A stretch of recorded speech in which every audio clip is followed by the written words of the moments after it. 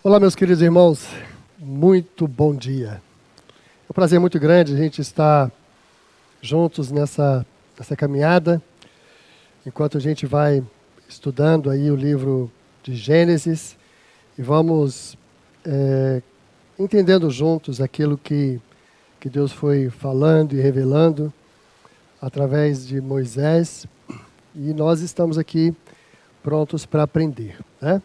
Então nós vamos pedir mais uma vez ao Senhor que nos oriente nesse estudo. Eu convido a todos vocês, onde você estiver agora, pare aí nesse instante e vamos orar ao Senhor.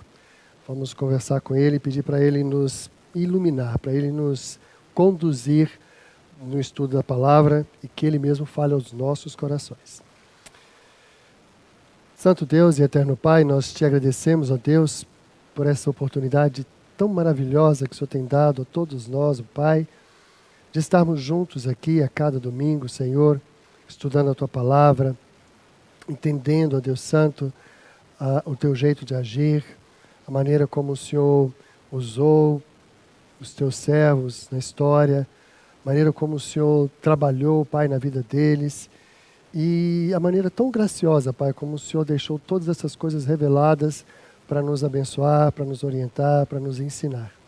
Queremos suplicar, ó Pai, que o Senhor fale aos nossos corações, que o Senhor atente, Pai, para a necessidade de cada um de nós agora nesse instante, que todos nós possamos nos colocar diante do Senhor e que o Teu Santo Espírito nos ensine, nos conduza, nos revele a Tua Palavra, de tal forma que sejamos transformados pelo Senhor. Eu oro em nome de Jesus. Amém. Amém. Queridos, na última semana nós vimos a maneira como Deus usou Noé para recomeçar tudo de novo. Noé era um homem temente a Deus, como a gente viu, e era um homem que andava com Deus, né? Vimos também que o dilúvio foi a maneira como Deus utilizou, ou melhor dizendo, que Deus utilizou para exercer juízo sobre a terra e assim dar cabo, parar de uma vez por todas, com toda aquela maldade que graçava na humanidade. Foram destruídos todos os homens, bem como todos os animais. Apenas Noé e a sua família, como também alguns animais, foram salvos da destruição conforme as regras que o próprio Deus tinha estabelecido.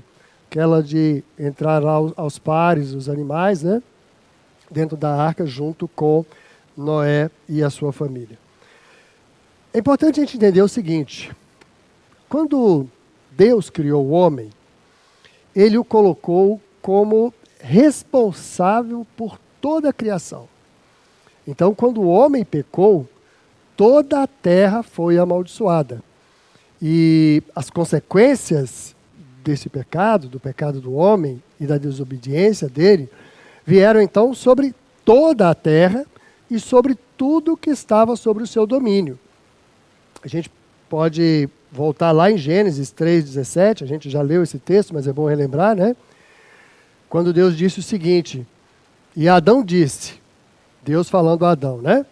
Porquanto deste ouvido à voz de tua mulher, e comeste da árvore que te ordenei, dizendo, não comerás dela, maldita é a terra por causa de ti. Com dor comerás dela todos os dias da tua vida. Então a gente percebe aqui que a terra toda foi amaldiçoada, então a terra toda ficou sob o domínio do pecado por causa do homem. E é interessante a gente observar que o apóstolo Paulo também discorre sobre esse tema, e ele fala em sua carta aos Romanos exatamente isso que nós acabamos de dizer, que toda a criação ficou sujeita ao pecado e à vaidade depois da entrada do pecado no mundo pelas mãos do homem. Olha só o que diz o texto lá de Paulo aos Romanos, capítulo 8, versículos 20 a 22. Porque a criação ficou sujeita à vaidade, não por sua vontade, mas por causa do que a sujeitou, na esperança de que também a mesma criatura será libertada da servidão da corrupção para a liberdade da glória dos filhos de Deus. Porque sabemos que toda a criação geme e está juntamente com dores de parto até agora. Então, toda a terra sujeita ao pecado, debaixo do pecado, então toda a terra pagou o preço do pecado do homem. É por isso que Deus destruiu tudo, inclusive os animais, né? Tudo estava debaixo daquela maldição do pecado e todos eles então sofreram o juízo de Deus. E receberam o juízo, o castigo que Deus estabeleceu ali naquele momento, né, com as águas do dilúvio. Aí, durante, a gente vai lembrar que agora, a gente já comentou sobre esse assunto, quando veio o dilúvio, choveu durante 40 dias e 40 noites, e as fontes de águas da terra foram abertas, então a terra toda se inundou, e isso gerou água suficiente para cobrir toda a terra. E é interessante que a palavra de Deus diz que um ano inteiro Noé ficou na arca com a sua família, né? Ele, desde o ano 600 da vida de Noé até o ano 601. Né? Então, esse ano inteiro ele ficou dentro da arca, né? Na realidade, foi até um pouco mais. Nós vamos ver agora nos textos de Gênesis, onde a gente vai ver exatamente esse relato de Deus aqui. Ó. Gênesis 8, 13 a 16. E aconteceu que no ano 601, no mês primeiro, no primeiro dia do mês, as águas secaram sobre a terra. Então Noé tirou a cobertura da arca e olhou, e eis que a face da terra estava enxuta. E no segundo mês, aos 27 dias do mês, a terra estava seca. Então falou Deus a Noé, dizendo: sai da arca, tu, com tua mulher, e os teus filhos, e as mulheres de teus filhos.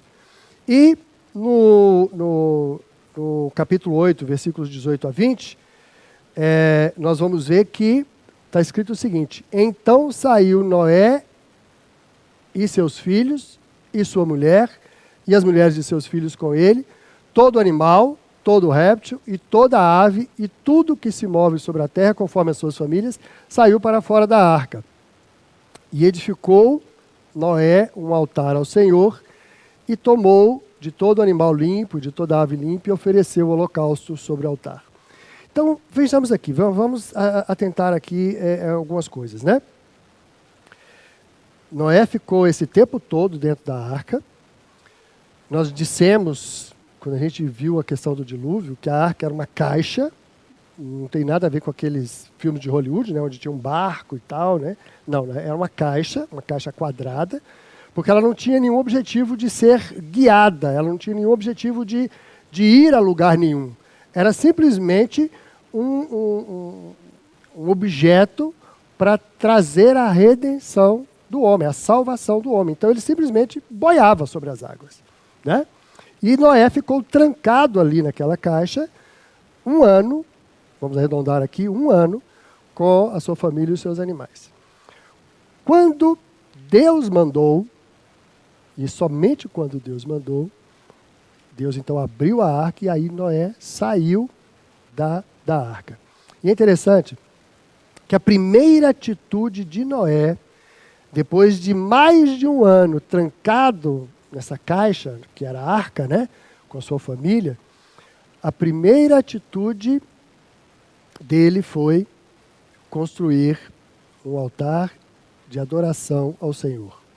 E é interessante que, mais uma vez, nós vamos observar aqui que Deus aprovou Noé e a sua oferta e fez uma nova aliança com a raça humana. Olha só o que diz aqui os versículos 21 e 22 de Gênesis 8, né? E o Senhor sentiu o suave cheiro, e o Senhor disse em seu coração: não tornarei mais a amaldiçoar a terra por causa do homem, porque a imaginação do coração do homem é má desde a sua meninice. Nem tornarei mais a ferir todo vivente como fiz. Enquanto a terra durar, semeteira e cega, e frio e calor, e verão e inverno, e dia e noite não cessarão. É importante aqui a gente destacar algumas coisas nessa palavra do Senhor aqui, né? A primeira delas é o seguinte, ele diz, a imaginação do coração do homem é má desde a sua meninice.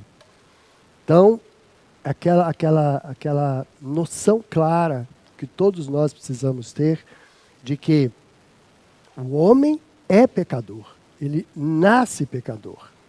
E é exatamente o que Deus está dizendo aqui. E aí Deus está dizendo aqui, como o homem é mau desde a sua meninice, ele vai continuar fazendo maldades. E nós vamos ver no decorrer da lição de hoje, que Deus então estabelece um novo ambiente com novas regras e novas limitações para evitar que o homem caminhe tão rapidamente para a destruição, para o pecado, como ele fez no passado. Mas vamos devagar, a gente vai chegar lá. Então, é importante destacar que a presença do pecado, devido à presença do pecado, então o pecado está no coração do homem, o homem não conseguia e ainda não consegue seguir as orientações do Senhor através do seu esforço próprio.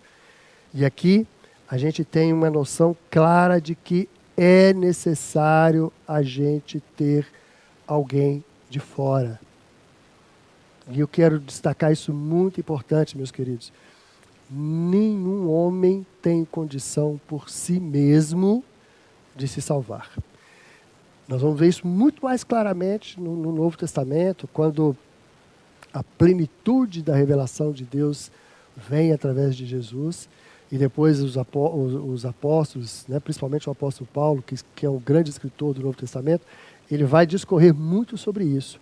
Mas aqui a gente já vai ver que Moisés está dizendo que o homem sozinho não consegue seguir a orientação de Deus, seguir a vontade de Deus, porque ele é pecador, ele tem o seu coração manchado pelo pecado desde a sua meninice, desde que ele nasce.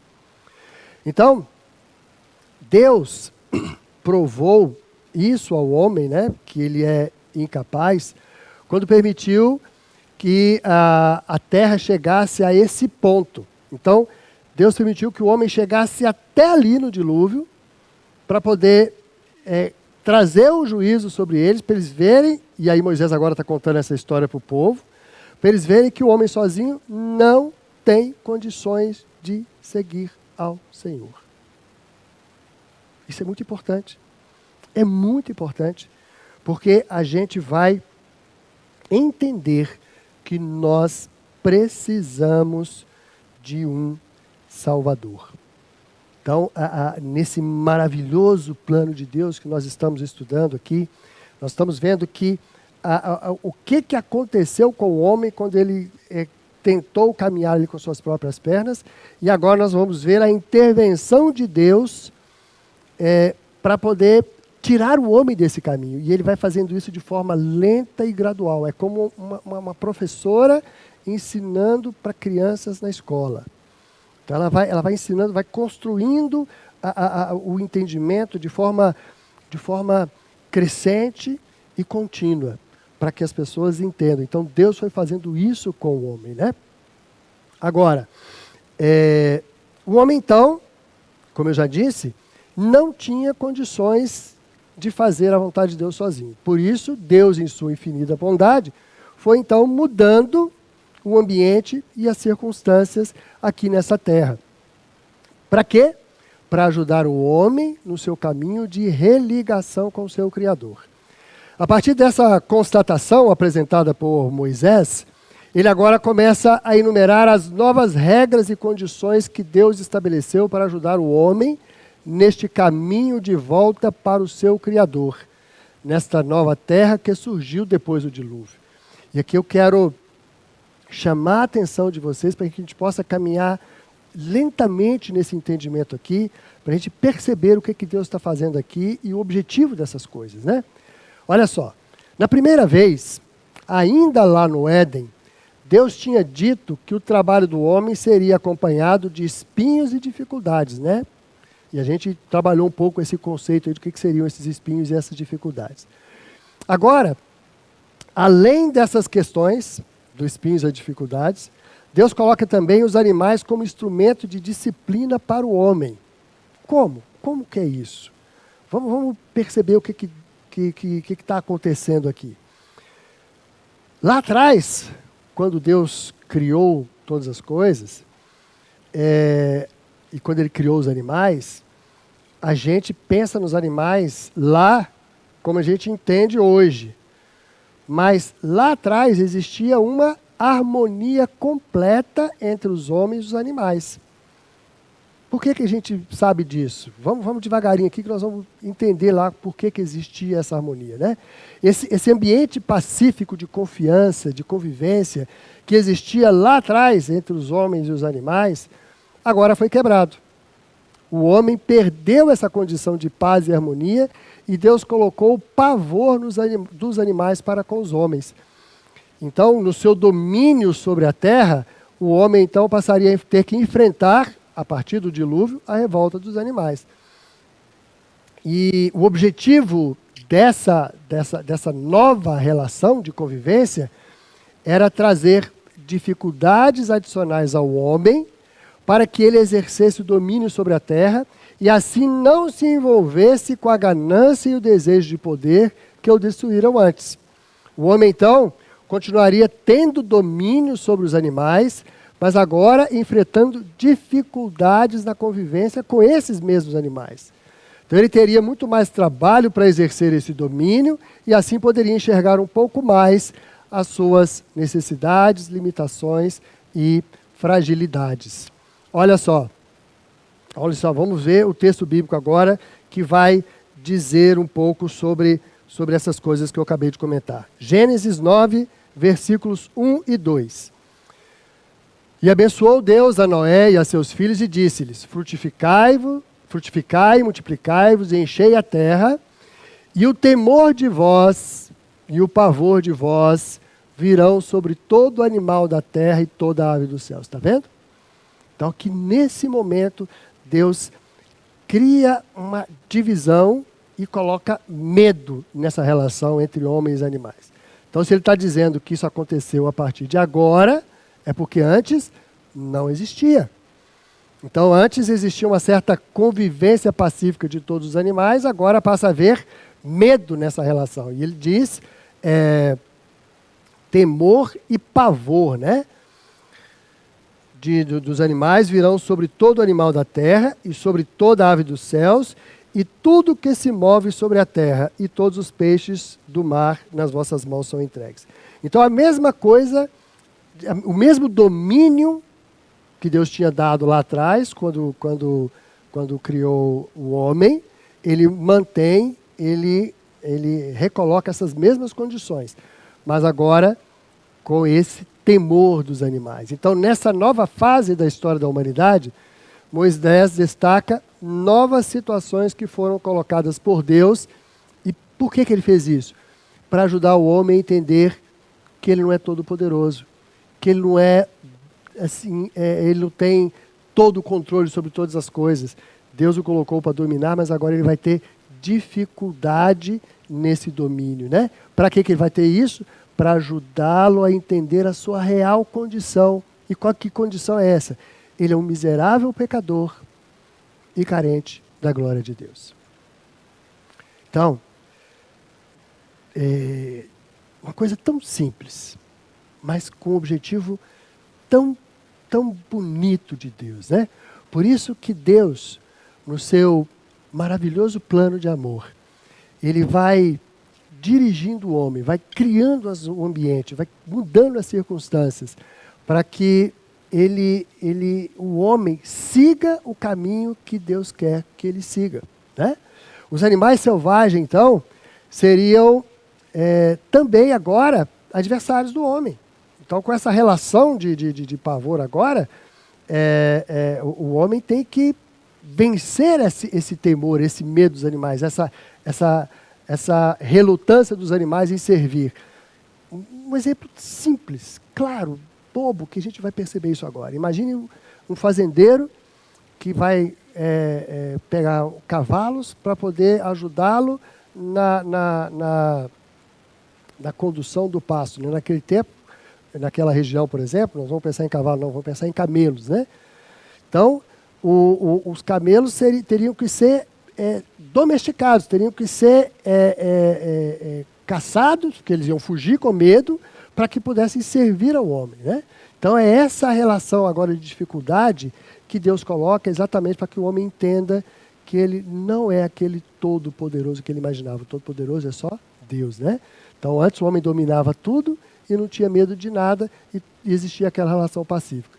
No entanto, essa relação pacífica, com essa posição de superioridade, levou o homem a se gabar demais e a gostar do poder e fez com que ele se corrompesse mais facilmente.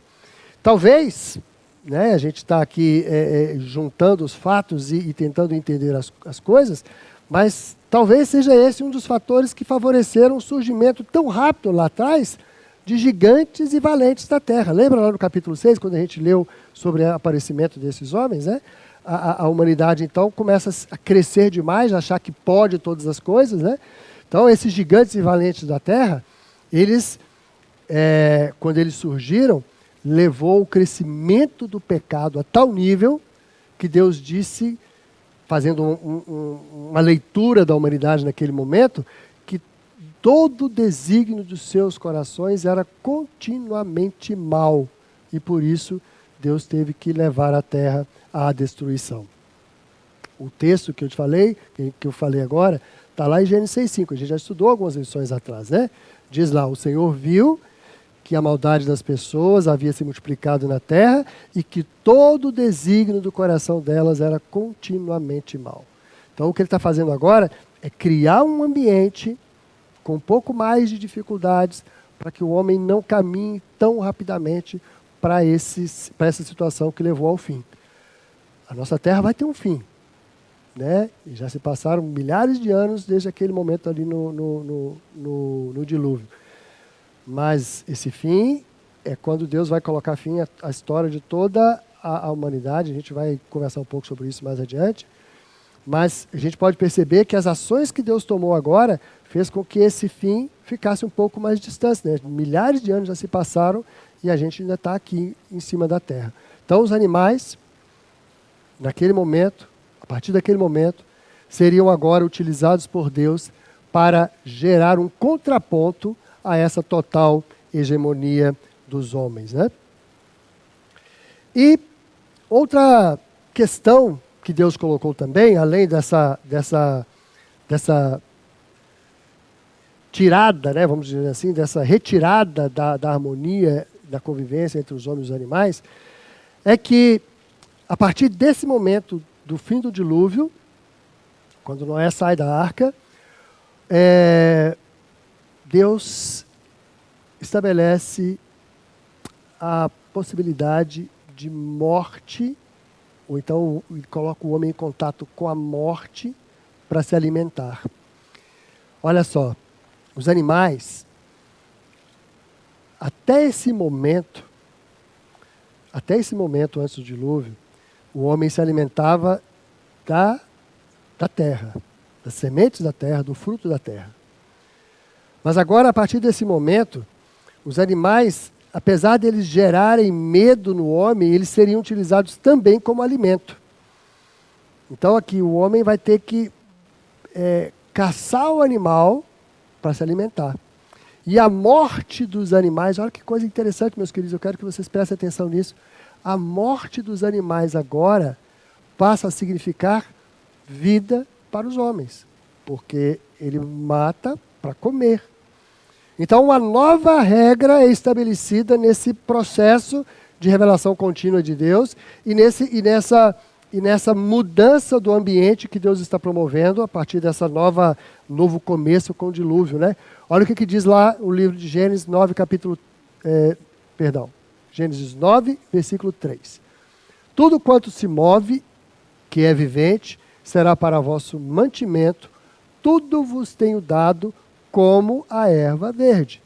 Então, foi autorizada uma nova dieta para os homens, que agora incluiria carne. Até esse momento, a ordem era para comer apenas o fruto da terra, como eu já disse, né? No entanto, a partir do dilúvio, Deus coloca os animais como opção de alimentação também, né? E, além disso, Deus também estabelece uma nova visão e ordenação mais clara a respeito do significado e importância do sangue. Vejam só, meus queridos, a gente vai caminhando lentamente aqui com o processo da revelação de Deus, né? E a gente vai perceber o seguinte: apesar de Deus ter dito que agora os homens poderiam comer também os animais, o homem foi proibido de comer sangue. Olha o que diz o versículo 4 do capítulo 9. A carne, porém, com a sua vida, isto é, com seu sangue, não comereis. Então, o sangue, ele e a gente vai ver no decorrer do texto do capítulo 9, o sangue ele é colocado como símbolo da vida. Então, se ele é símbolo da vida, a vida pertence a Deus. Então, com esse ensinamento, o homem começa a entender, começa a perceber, começa a ver que ele teria vida a partir do derramamento de sangue. Olha que coisa interessante. Ele mata o animal, derrama o sangue do animal, e a partir disso ele pode se alimentar, então ele vai ter vida. O homem estava sendo ensinado a entender também uma necessidade de substituição. Estão percebendo que esses conceitos para nós são muito, muito claros hoje, mas estava sendo introduzido ali naquele momento? Por que substituição? Porque seria necessária a morte de um animal para que ele pudesse ter vida. Então o animal estava morrendo para que o homem tivesse vida. Então o animal estava morrendo no lugar do homem. O homem então poderia viver porque ele estaria comendo a carne do animal, né? Outro ensinamento muito importante é colocado nesse momento. E o destaque nós vamos dar agora para o sangue, né? O sangue é vida. O sangue, então, é colocado por Deus como algo santo, isto é, separado para Deus. Ninguém poderia comer sangue, mas deveria sempre ofertá-lo ao Senhor, derramando-o como libação. Libação é quando você derrama, né? Quando você oferece algo ao Senhor, né? Esse entendimento a respeito da libação, ele seria apresentado posteriormente por Moisés quando da entrega da lei, lá no livro de Êxodo. E a gente vai ver lá, em Êxodo 29:12, que está escrito exatamente isso.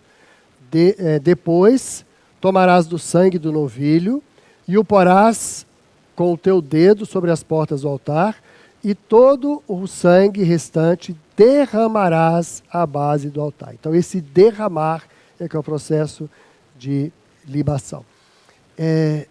Vamos parar aqui um pouquinho. Eu acho que eu fui um pouco rápido com tantas coisas, né? Tantas informações, mas é importante a gente entender aqui o seguinte. Quando a gente lê o livro de Gênesis, a gente é normal de cada pessoa, né? E quando a gente está lendo um livro de história, a gente se projeta lá nos personagens, a gente tenta ver aquelas coisas lá. Então a gente vai pensando só na situação que está sendo narrada ali. Mas eu disse isso nas primeiras lições, eu quero resgatar isso aqui agora. É importante a gente entender, e eu vou explicar isso por conta desse monte de conceitos que eu trouxe aqui agora, né? O livro de Gênesis, ele foi escrito por Moisés. E Moisés, eu falei isso lá nas primeiras lições, eu quero resgatar isso aqui agora para vocês. Moisés, ele foi orientado por Deus para escrever os 5 livros do Pentateuco: Gênesis, Êxodo, Números, Levítico e Deuteronômio. Os 5 livros.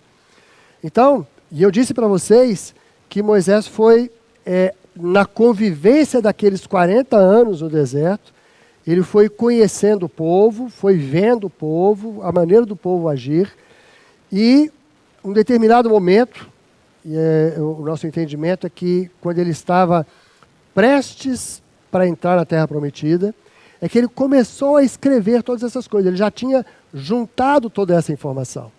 Então, quando ele escreve essa história de Gênesis, ele já tem a lei, ele já tem o conhecimento todo do líder Moisés de muitos anos à frente do povo.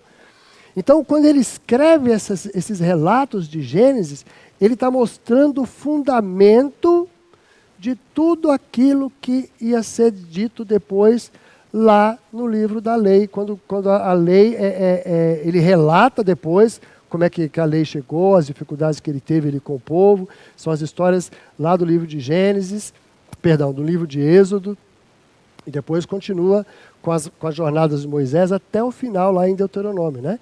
Então é importante a gente entender isso, né?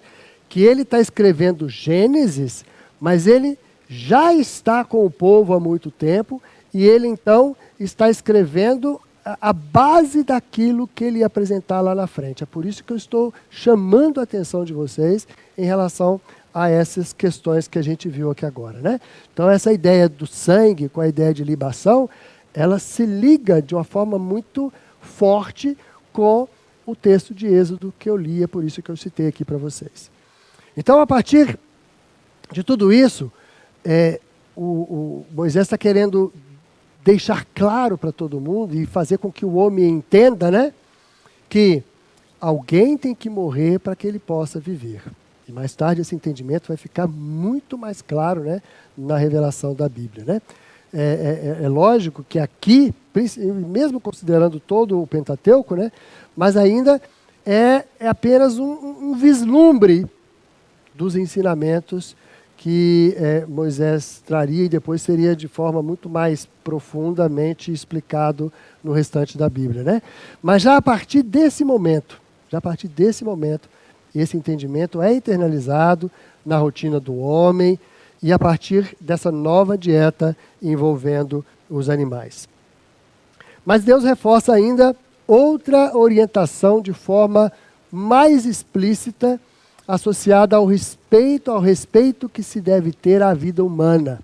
E ele diz, nenhum homem poderia tirar a vida de outro homem. Olha o que diz o texto de Gênesis 9:5, né? Certamente requererei o vosso sangue, o sangue das vossas vidas. Da mão de todo animal requererei. Então ele está dizendo assim, ó, se um animal matar o homem, vai requerer o sangue daquele animal porque matou o homem. É isso que ele está dizendo aqui. E ele continua, como também da mão do homem e da mão do irmão de cada um requererei a vida do homem. Então, se alguém matar outra pessoa, esse alguém vai ter que morrer. Toda a criação, olha só, é bom a gente entender essas coisas aqui. Toda a criação foi colocada sob o domínio do homem. Então o homem pode matar os animais para se alimentar e Deus orientou isso. Mas o fato de eu poder matar o animal porque eu quero me alimentar, não me dá direito por razão nenhuma, né? Por razão nenhuma. Lógico que nós estamos falando de comer carne do homem, não é isso que eu estou dizendo. Mas assim, porque você se acostumou com tirar a vida do animal, você acha que pode tirar a vida do homem também por outros motivos. Não. O homem, como coroa da criação de Deus, e tendo sido feito à sua imagem e semelhança, ele não deve estar sob domínio de homem algum, por isso o sangue humano o sangue humano não poderia ser derramado por outro, né? Não poderia, ele está condenando aqui o assassinato. Olha só,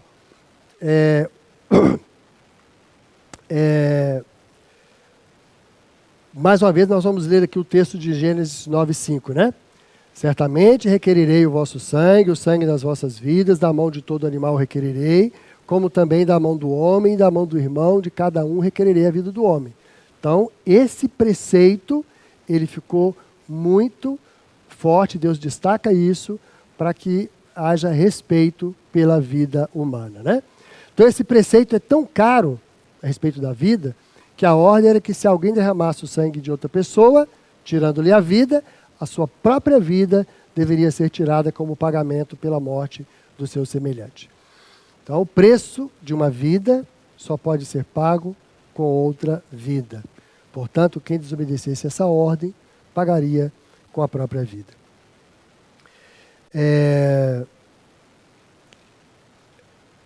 E Deus vai explicar isso de forma mais clara ainda, né? No versículo 6 do capítulo 9. Quem derramar o sangue do homem, pelo homem o seu sangue será derramado, porque Deus o fez, porque Deus fez o homem conforme a sua imagem. Então ele está dizendo que o homem não pode ser morto porque ele é a imagem de Deus. Então podemos observar que Deus coloca claramente para Noé algumas questões que já estavam impregnadas no coração do homem desde a criação, né? Então essa história de não poder matar o homem é algo que Deus já tinha cobrado de Caim quando ele matou Abel, né? E Deus cobrou de Caim essa atitude e castigou por conta disso, né? Mas agora Moisés cita essas orientações dadas a Noé como que formalizando, né? Como que deixando de forma mais clara algo que já era do senso comum. Assim, ninguém poderia argumentar que não sabia. Queridos, foram muitas informações, muitos conceitos, muitas visões ali daquilo que estava sendo feito. Eu até peço perdão para vocês assim por tantos conceitos trazidos assim de uma vez, de uma maneira tão rápida. Mas a gente vai entender isso de forma mais clara no decorrer das próximas lições. Mas é importante a gente entender que Deus foi introduzindo os conceitos, introduzindo as regras, introduzindo novas circunstâncias no ambiente, na terra, na nova terra, simplesmente para garantir que o homem caminhasse mais perto daquilo que Deus queria que eles caminhassem. É interessante, a gente precisa ter isso de forma muito clara na nossa mente. A revelação de Deus ao homem é feita de forma crescente. Todas as vezes que eu tenho a oportunidade de falar com um público qualquer, né, eu sempre costumo dizer o seguinte: qualquer entendimento que você vai ter, você precisa ter esse entendimento em cima de uma base. Então você precisa construir um conceito, e em cima desse conceito você vai apoiando novos entendimentos e assim você vai crescendo no entendimento. Vocês vão entender isso claramente, né? Uma criança pequenininha, quando ela está ali na primeira infância, lá nos seus 3, 4 anos de idade, qualquer coisa que você fala para uma criança desse tamanho, ela vai assim, por quê? Por quê? Porque como ela não tem nenhum entendimento, então nenhum outro entendimento vai fazer sentido se ela não conseguir entender o porquê das coisas, né? Então Deus vai fazendo exatamente isso conosco. Ele vai trazendo as bases daquilo que Deus queria, vai mostrando isso de forma clara e didática, e assim, Deus permitiu que o homem chegasse até aquela destruição do dilúvio, para que o homem entendesse que sozinho ele não conseguiria chegar lá. Então Deus permitiu que o homem chegasse até ali, e agora, aquele momento ali do dilúvio era base para que Moisés então pudesse agora, ao contar essas histórias, mostrar o seguinte: olha, sem Deus, olha onde é que a gente chegaria. E é por isso então que Deus intervém na história e começa a trabalhar no homem, a trabalhar no ambiente, a mudar as regras, mudar as circunstâncias, mostrando ao homem o caminho que ele vai seguir. Então, esse é o nosso Deus, que está sempre preocupado conosco, sempre pronto a chegar mais e mais para cada um de nós. Ele conhece as nossas necessidades, ele conhece a nossa história. Lembra-se lá do dilúvio? Né? A situação que o homem chegou ali, Deus então falou para Noé, deu 120 anos de prazo para que ele pudesse construir a arca. E durante esse tempo todo Noé foi falando, mas mesmo assim o homem endureceu o coração e não ouviu, e chegou lá naquele fim, né? Naquele fim. Meus queridos, o nosso Deus, Ele nos ama. Ele nos ama muito. E Ele vai trabalhando em nossas vidas, criando um ambiente propício para que a gente possa conhecê-lo mais e mais e melhor.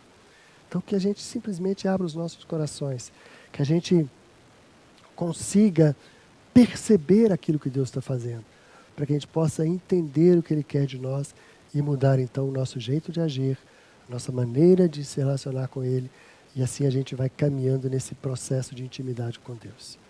Amém? Que Deus abençoe a todos vocês e que Ele mesmo complete a palavra dEle no coração de vocês. Vamos orar mais uma vez? Pai, nós te agradecemos ao Senhor por estes momentos tão gostosos na Tua santa presença. Te agradecemos, ó Pai, pela revelação que o Senhor tem dado a nós, por aquilo que o Senhor nos tem ensinado, por aquilo que o Senhor tem falado a nós, ó Pai.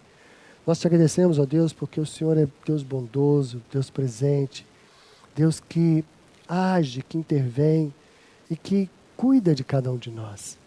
Ó meu Deus, eu te suplico, Pai, que o Senhor abra os nossos olhos, toque nos nossos corações e nos permita caminhar cada vez mais perto do Senhor. Que nós sejamos ensinados e conduzidos pelo Senhor e que possamos nos aproximar, Pai, cada vez mais da estatura do varão perfeito. Que possamos caminhar em santidade na nossa vida, buscando entender e fazer somente a Tua vontade, Pai.